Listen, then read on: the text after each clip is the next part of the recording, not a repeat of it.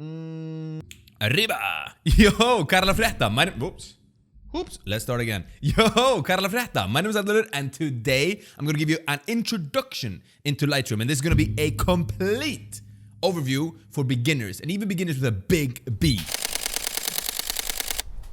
Alright, so welcome to Lightroom. The main two tabs that we are going to focus on today is the Library tab and the Develop tab. And to be honest, that's the only tabs that I ever use. So the Library tab is where you import your photos and also where you will categorize them. You can categorize this however you like, depending on how organized you are, alright? So the most important thing here is knowing how to import. You do that by pressing this button right here, or you can go to File, find it here, or you can press Ctrl-Shift-I. Once you've imported, you will get up this window right here. On the far left side, you will see from where you're importing. In the middle, you will see what you're importing. And on the far right side, you will see to where you're importing. You can also pick and choose what photos you want to import by just simply checking these checkbox right here. When you're ready, you just press import.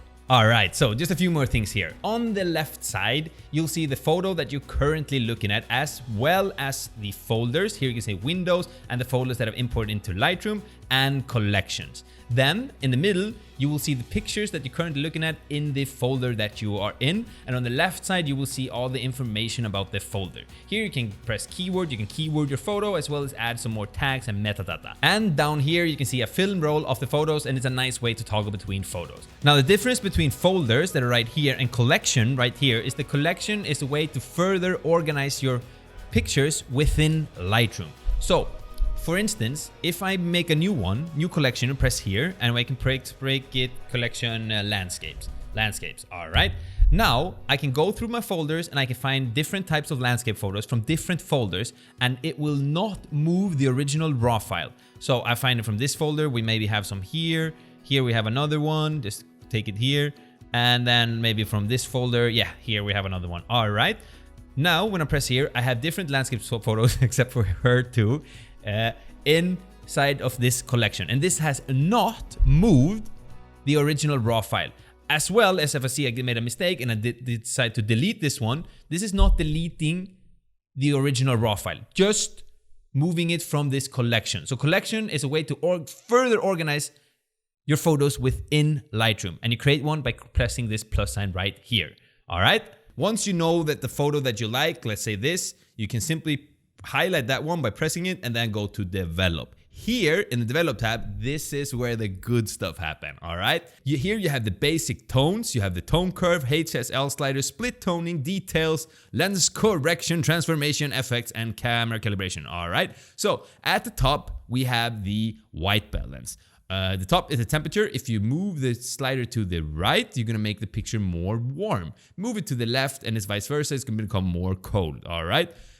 And down here you have the tint. Move the tint to the right and it's gonna become more magenta, and move it to the left and it's gonna become more green. I also want you to take notice of this little tab here. These are presets that Lightroom have already made. And me personally, I often press auto when I'm starting on a photo just to check, if Lightroom is gonna hit that place. And usually this is a nice starting point for me, all right? Moving further down, we have exposure. Moving exposure to the right will make the image way too bright. This is almost like she's in heaven right now. And if you do it to the other side, it's gonna be way too dark. Maybe like God's friend downstairs. Notice that at any given point, you can always double click on the sliders and it will reset this. And this you can do to any slider inside of Lightroom. Isn't that neat? So we have the contrast, move it to the right, the same. It's gonna be super contrasty, move it to the left and we will have less contrast. Double tap and it's a reset. Now we have highlights, shadows, whites and blacks. Here you can manipulate these tones as you like. Highlights are the brighter part of the image, move it to the right. It's gonna be super bright, and if you haven't guessed it right by now, if you move it down, it's gonna become less bright. And then we have the shadows, opening them up or down. And then we have whites and blacks, all right? Down here, we have clarity. Now, this is a slider that beginners love. And I'm telling you, love with a big L, okay? All over the place. This is a super cool slider. It really exaggerates everything. So just for explanation purposes, we drag it all the way to the right. You see how crazy she looks right now. Now, I recommend to you, if you're just starting out, that you take it easy with this tab. I know it's fun, especially for landscapes. It's super, super, super fun, but it comes and a cost. Everything becomes really, really digitally sharpened and you lose all the colors.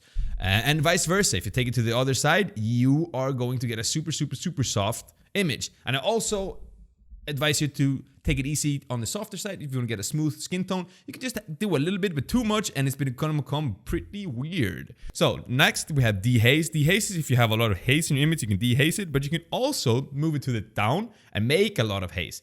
I personally like to use it to create a little bit of punch. You see, if I move it a little bit, it becomes super, super punchy. But I know that originally this tab was created to take away haze. Then we have vibrance and saturations. These two tabs will affect the color intensity of your photo. Move it up and it becomes super intense. Move it down and you take away the color. Same with the saturation. Now the difference between these, you see there's a difference, is that to my understanding, vibrance affects more of the mid-tones and the cooler tones, and saturation intense more of all of the colors. So look now, if I take the vibrance all the way to the up, you see that the blues really, really, really get saturated, but her skin and the yellow, not as much. And if I take the saturation, her skin is just way out of, she looks like Donald Trump right now.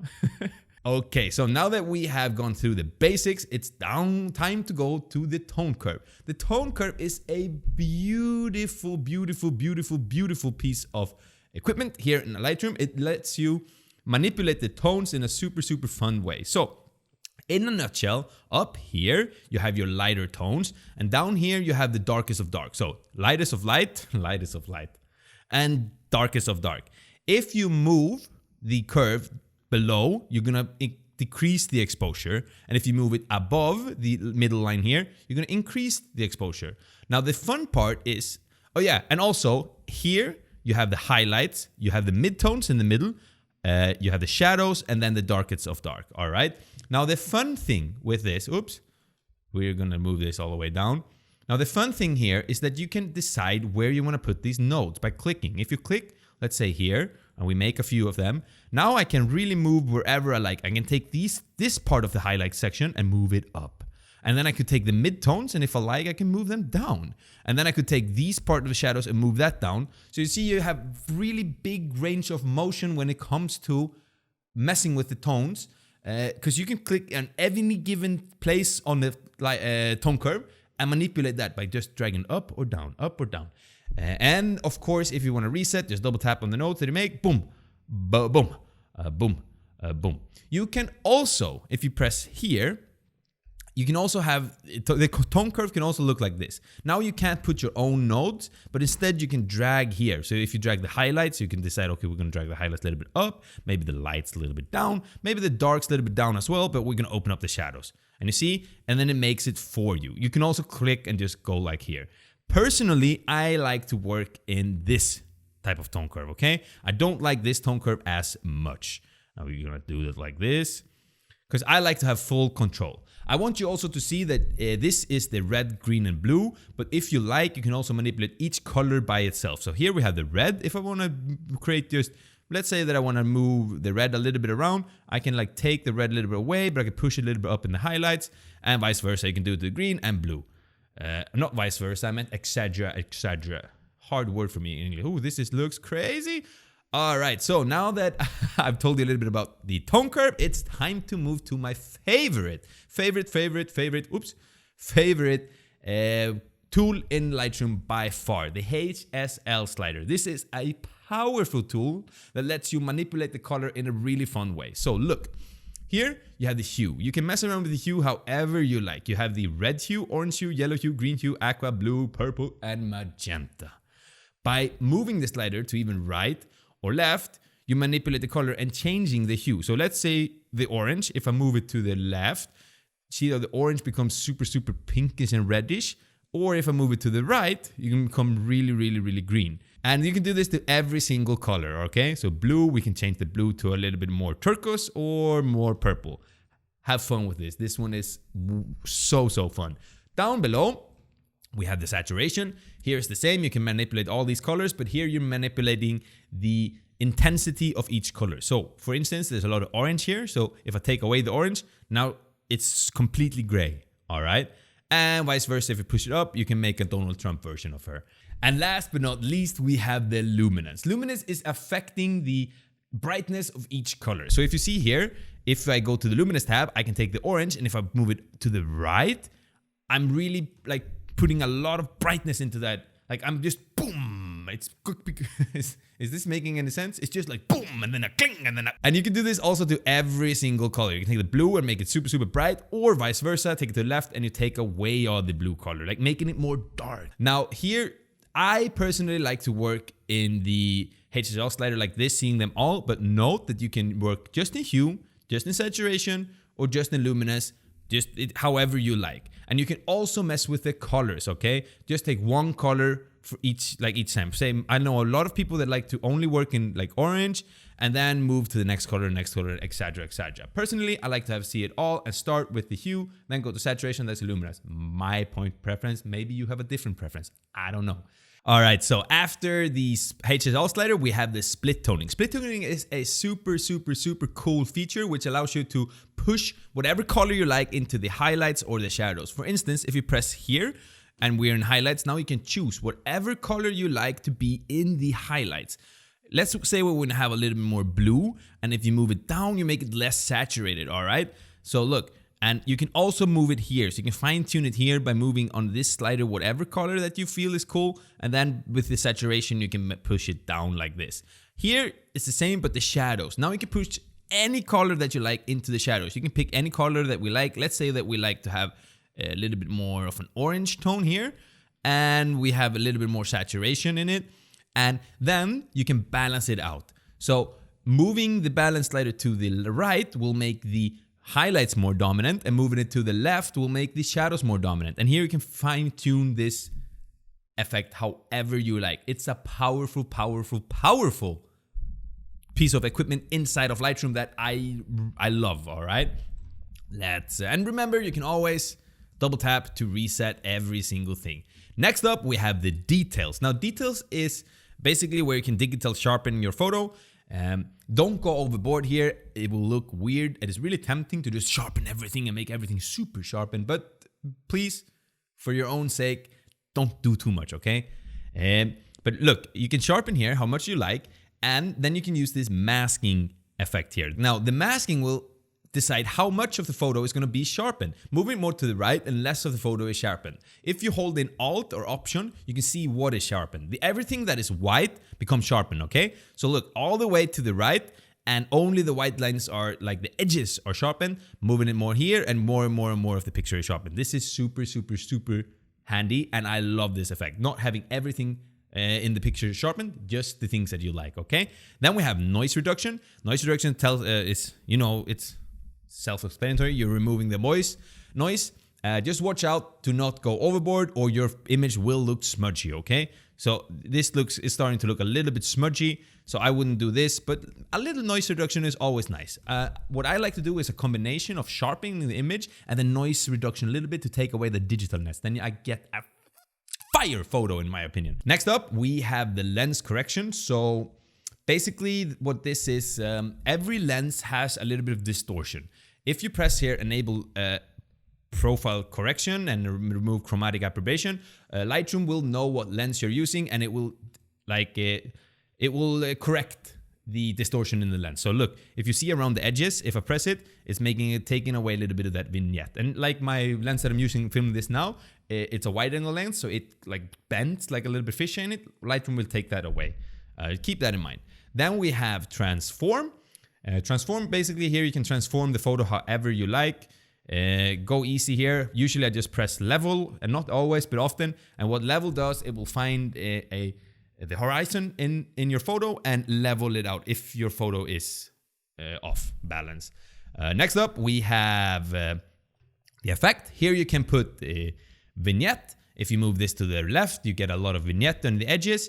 And you can also play with the vignette however you like. You can move the midpoint, you can make it more round or less round, and then feather, of course. And note that you can also move it in this direction and make a godlike image. And then we have the grain, okay? Here you can add as much grain as you like to the image. Have fun, but don't go overboard. You see, if we have it like this, this is starting to look a little bit too silly. Okay, but the grain is super fun. You can mess with the size of the grain or the roughness of the grain, or you have no grain. Last is the camera calibration.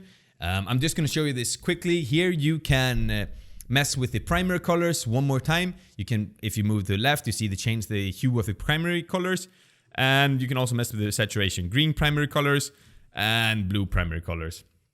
Personally, I like to use a combination of this and HSL Slider to get the perfect color that for my liking. You can also mess with the shadows here. Now, notice the one thing that is fun to see, that if you, let's say that you've messed with everything here and you're just like, oh, okay.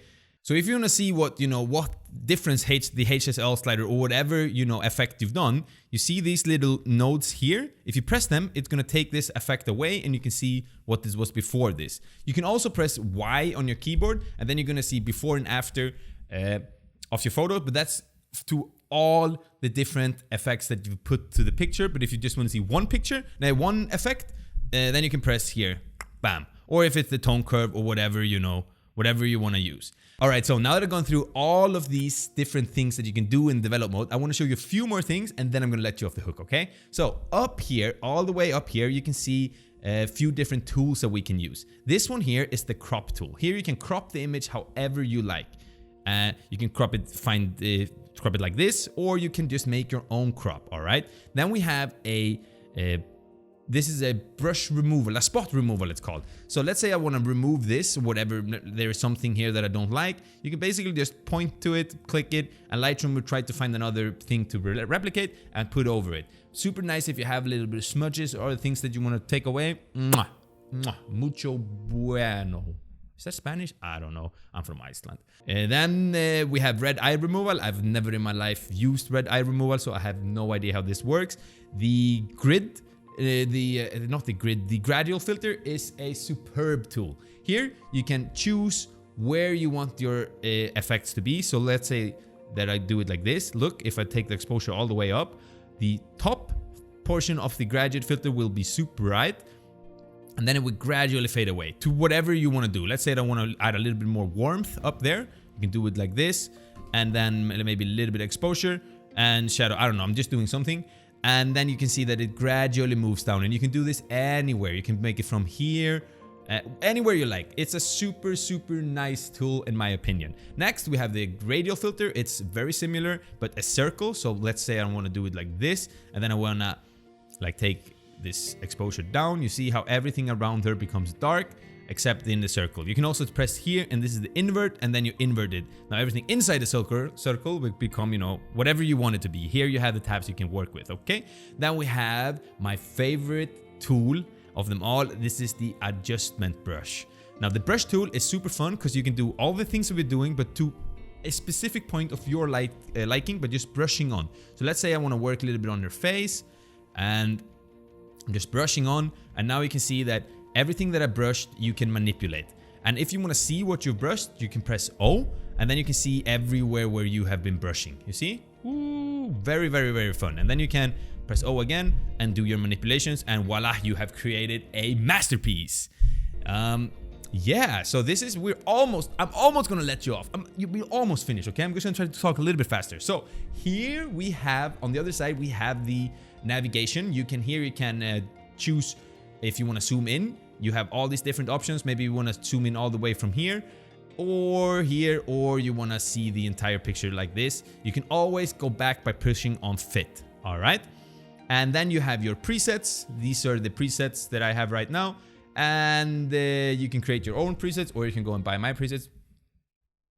And then we have some other stuff. You have the history, and you have I know that here you have some you can create your own collections and keeping yourself more organized. I'm not the most organized person out there, so maybe you should not learn organization from me. Whew. Okay, there is one more thing that I want to show you, and that's when you finish doing every single thing inside of Lightroom, it's time to export. So to export, you go to File and then Export, or you can press Ctrl-Shift-E, and here you can export. You get up this, and here you can choose where you want your picture to be. If you want to put it in a subfolder, Oh, and if you scroll down, you can press what type, like what format, I mean, and then the quality and all this different stuff. And you just press export, boom, and you've just created a masterpiece. People will start to call you and you will become a professional in no time. All right, so I think, I'm not sure if I went fast enough over this. Maybe I can talk a little bit faster. I don't know. All right, so that's it for me today. If you have any questions, feel free to ask in the comments down below. I hope that I went over like these are the things that I think are the most important for when you're starting out. But my number one tip for you that is starting out is just to play around with Lightroom. Play around with every single slider. See what to do. Now you know a little bit what every slider do. Play around with it. Have fun. Lightroom is so much fun. It's like I've spent hours and hours in Lightroom just, you know, fiddling with a little slider, just going a little bit like this, seeing what it does, and boom, all of a sudden you're like, oh, cool, I know this stuff right now. So again, if you have any questions, ask in the comments down below. I promise that I will do my best to answer. Other than that, I'll see you guys in the next video. I'm out. Peace.